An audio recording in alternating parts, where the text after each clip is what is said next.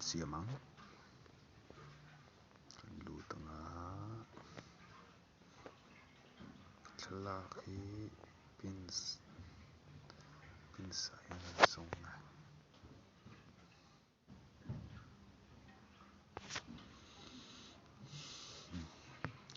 a chuanin colour siam dan chi kha kan sawi ang tawn tum chu colour siam dan chin la chu hmang lo ve ang tiang tling vel sawng panga thleng la kha chu in tu in dang a chuanin colour thlak na ringot ka rawn siam mai ang chuanin hi heta kan lut leh ang Google a kan lu tanga photo remover kan du tang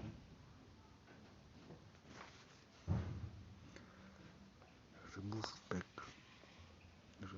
background kan lu tanga chuanin remove background tih kan search anga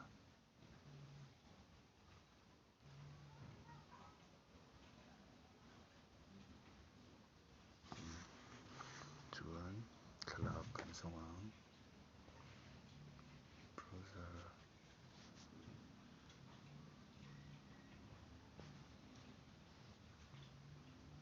album others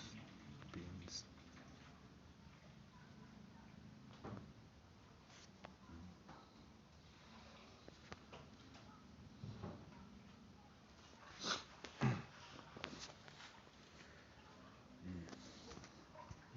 tawkin kan siam a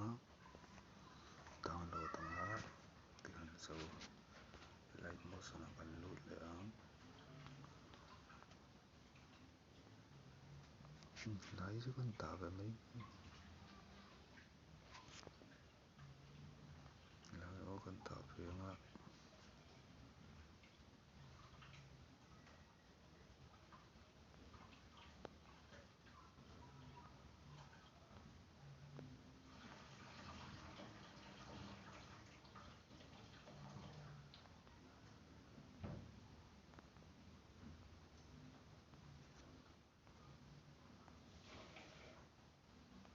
hengtai tah ve mai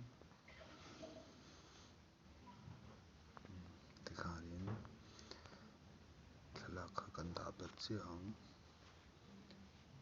download nai kan hmet anga hei kan hmu ta ni ziak han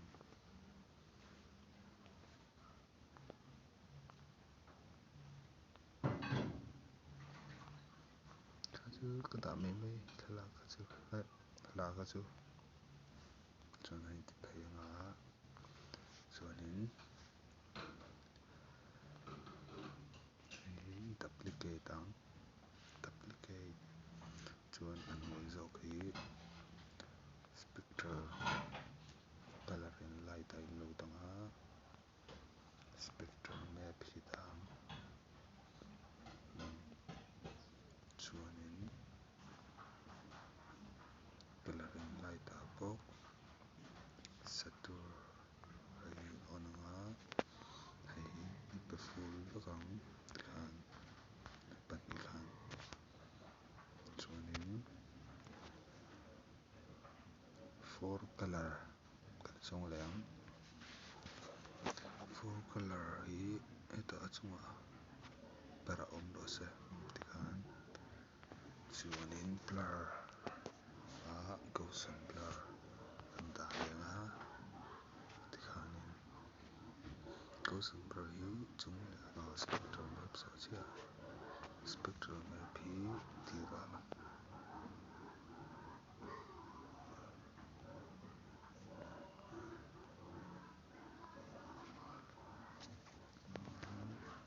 topa tikhan ti pawh a lang chuanin kha hedi a eng hi tih len duh chuanin blur hianin tikhan la ti eng thei ani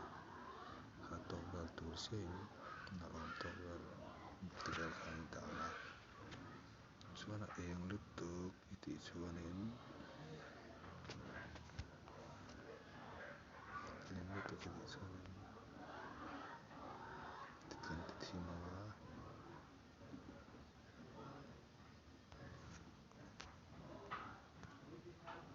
hei kan hmuh tanga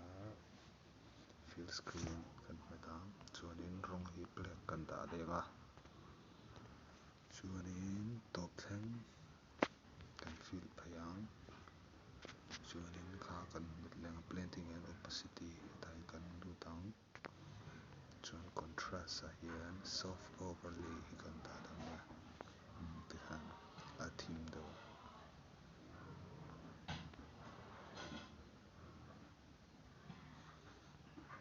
chuanin tilai velah khanin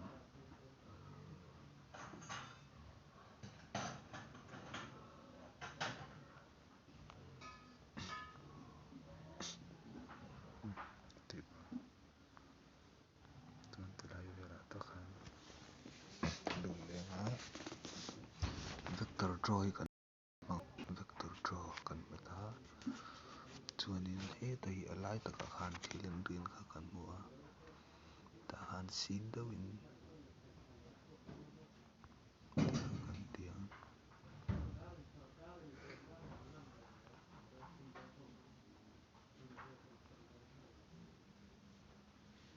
tikhan in va hmet keuh keuh anga tikhan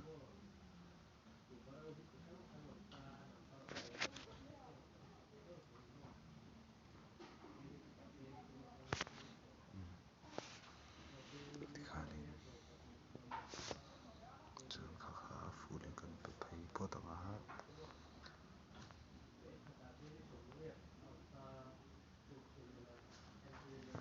chuanin vector draw kan dah leh ang tilang bawk hi kan ti lenga tikhanin hetah sin deuh a tih tur te hi tikhanin blur kan hmang dawn avang khanin a rawn lian leh vak dawn a hei hi inchen chiahlah saw tikhan chuan hei pawh hi kan san phei lenga tawpthleng chuanin hetah hi lut leh anga khang au piang copy effect chuanin tah hian paste ang tikhan a chungah paste leh anga chuanin kha kha blur hi ti eng ve thung ang tikhan hnuai leh blur ti eng lenga chuan a colour hi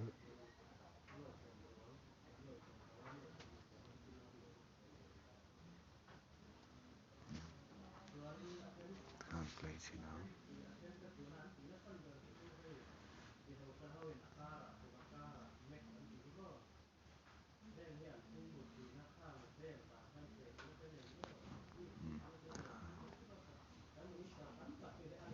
chuan kha a la eng tak lo tih chuanin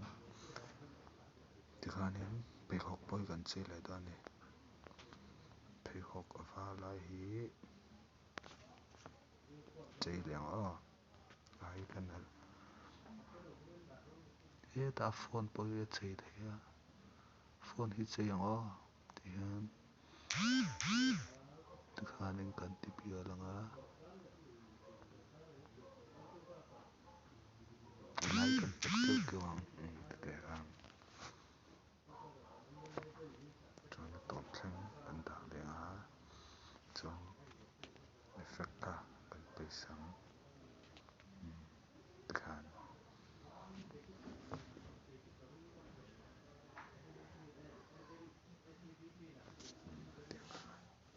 kha kha nia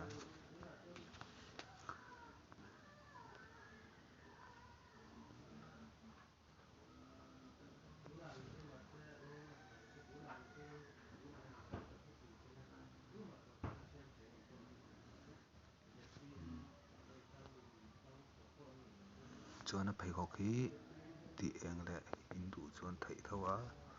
pheikhawk hi a mi vector hebi vector tho hianin tikhanin in reinang in tuna laya takhan matle thlonga in tian heta la ite khuanin thri ongte kha o tikhan in an kual zel lang adjust kualang in du danin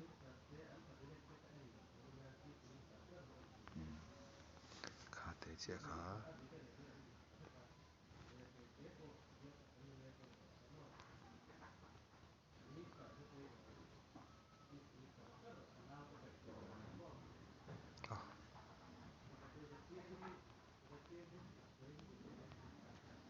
to thleng kalo la son phei lo lom la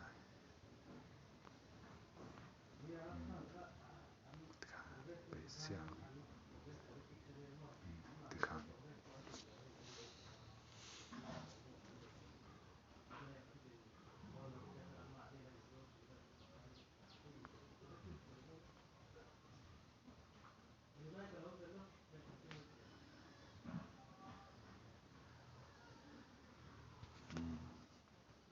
khatiang kha nia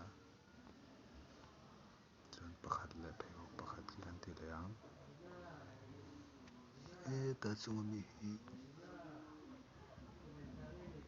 takhan tin control thanga tikhan chon chaw leang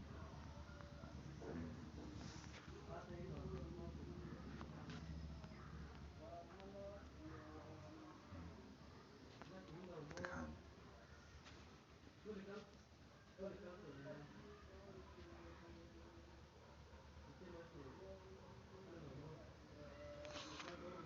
hemi eng hi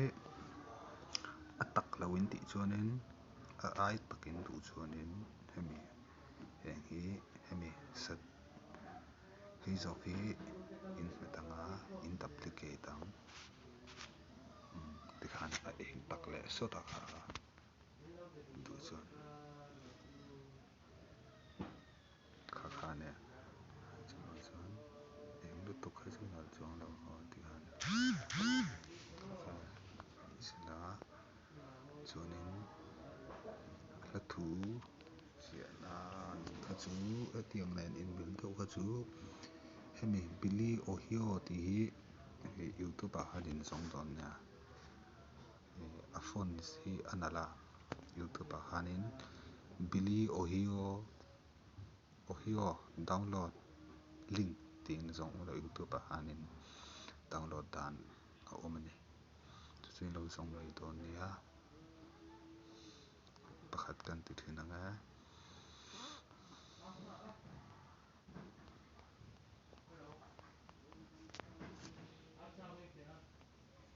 chuan hei hi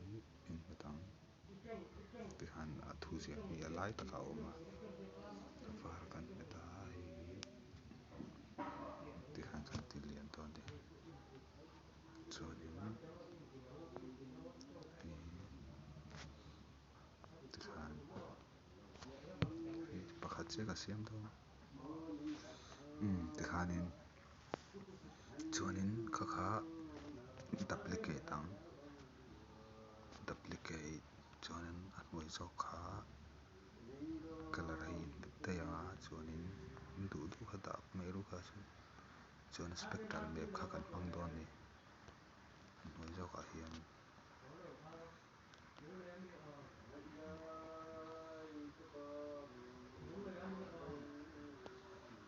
chuanin hei in hmetanga lawk hi a eng lutuk hi tikhan thim deuh raw se chuanin kha kha in hmetanga echo dang chuanin kha kha distortion huap ah hian principal hi hmang maw principal setting kan hmanga chuanin a strength hi strength hei hi 0 a kan dah masa ber phawtang 0 a chuanin a lai tak hi 0 a dah tur nia keyframe pathum tah hian 0 tikhan tikhanin thai phei chiah kha hetah hian a thu hi lo la lang avang khianin anal thin lo wa kha hetian in tha hinga thu bo vel tok lang lo vel chia khan in ta don ne chuanin string a khan lu lenga hi akila in dang chuan ta hian 0 in dah lenga tikhan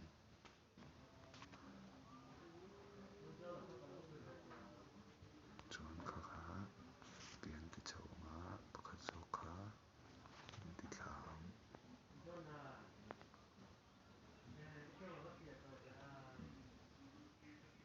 tikhanin chuan khatia top kha nalh lo wang khan wave verb dah leng verb an danga standard setting a kan lut a chuanin keyframe face hi 1 ah kan dah masang keyframe masa ta kan dah anga tah hian true kan dah leng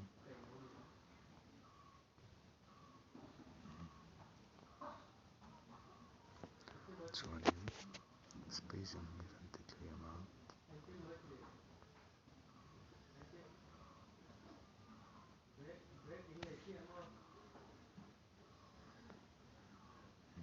tiang khan a rawn kal dawn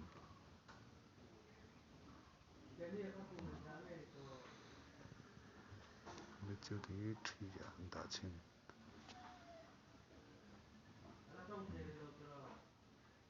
tuna hi 4 ah pawh kan lo 4 kha nalh zawk ani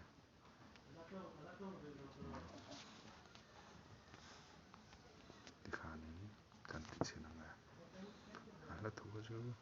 tu type tur khadah nangmah ni tu dan dan khan ni type anga tikhanin kan play chin anga